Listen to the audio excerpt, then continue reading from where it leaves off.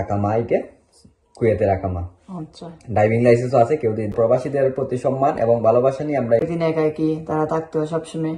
আর কোনো প্রবাসী আমার জীবনে শুনছি না যে জিজ্ঞেস করলে যে আমি ভালো আছি। আসসালামু আলাইকুম, আশা করি সবাই ভালো আছেন। তো আমরা আজকে টুয়েলভ সারাইন বসলাম। আজকে হইল 30শে ডিসেম্বর 2025, জাতীয় প্রবাসী দিবস।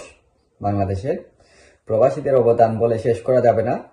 তো আমি একজন প্রবাসী, আল্লাহ সুবাদ দিছুন। আল্লাহ সুবাদে আমি 2টা দেশে ঘুরছি, সৌদি আরব এবং কুয়েতে। 2 দেশে থাকছি, এখন বর্তমানে আছি আবার বাংলাদেশে। আবার ইনশাল্লাহ শখ এবং ইচ্ছা আছে পুরো দেশটা ঘুরার, পুরো পৃথিবীটা ঘুরা রাখি, যতটুকু আল্লাহ তৌফিকে রাখুন এবং সামর্থ্য অনুযায়ী চেষ্টা করবো। এটি হলো আমার কুয়েতের।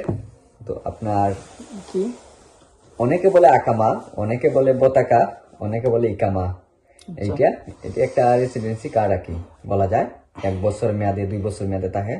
আমার এটা 1 বছর মেয়াদে আকামা, এটা কুয়েতের আকামা। আচ্ছা, ড্রাইভিং লাইসেন্সও আছে। কেউ যদি দেখতে চান তাহলে ইনশাল্লাহ আমি দেখানোর চেষ্টা করবো আর কি। তো বর্তমানে আছি দেশে। আর যেহেতু আজকে 30শে ডিসেম্বর প্রবাসী দিবস, জাতীয় প্রবাসী দিবস, তাই ভাবলাম একটা ভিডিও করে নেই।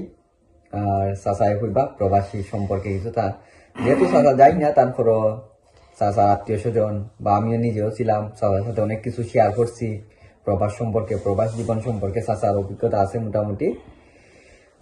চাচাও আমাদের মোটামুটি IELTS দেওয়া, যে কোনো টাইমে চলে যেতে পারবেন ইউরোপ, ইউকে। সবাই দোয়া করবেন, অথবা দেশেই ব্যবসা বাণিজ্যের প্ল্যান আছে, এই আর কি। তো চাচা কিছু বলেন। 30শে ডিসেম্বর জাতীয় প্রবাসী দিবস।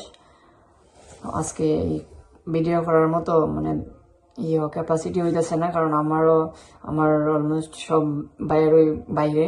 তো প্রবাস জীবন শুনলেই মনটা কেমন জানি গাইবে যায়। কারণ হচ্ছে প্রবাসীদের সোনালী জীবন, সবকিছুই উৎসর্গ তাদের প্রবাসে। আর হচ্ছে যে উৎসবের দিন একাকি তারা থাকতো সবসময়। আর কোনো কিছু চাইলেই আর রিটার্ন করতে পারি না। সবচেয়ে বড় অসহায়ত্ব হচ্ছে যে ফ্যামিলির মানুষ, প্রিয় মানুষ সবকিছু হারাইয়া দূর প্রবাসে থাকা লাগে। আপন মানুষ কত দূরে, ধরা ছোঁয়ার বাইরে।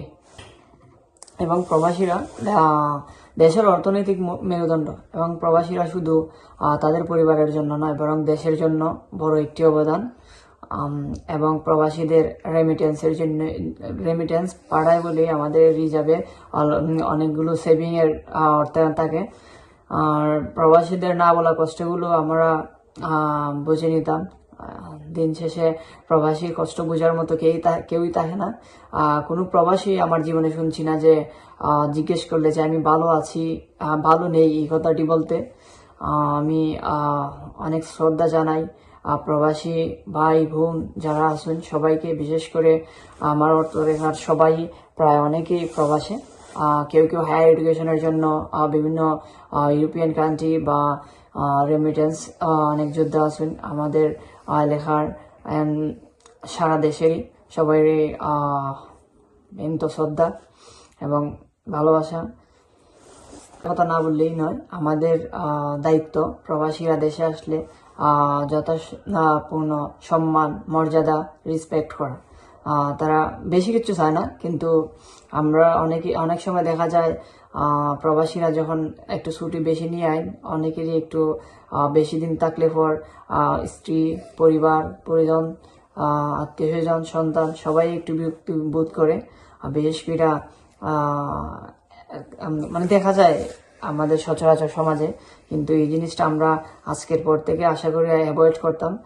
প্রবাসীরা দেশে আসলে তাদের সম্মানটুকু আমরা সর্বোচ্চ সম্মান দেওয়ার চেষ্টা করবো, কারণ তাদের কষ্টের বিফলে আমরা সুন্দর সমাজ গড়তে পারতেছি। তাদের রেমিটেন্স বদ্ধ হলে অর্থনৈতিক অনেক চাপ হয় এবং ফ্যামিলির মধ্যে অনেক সমস্যা হয়।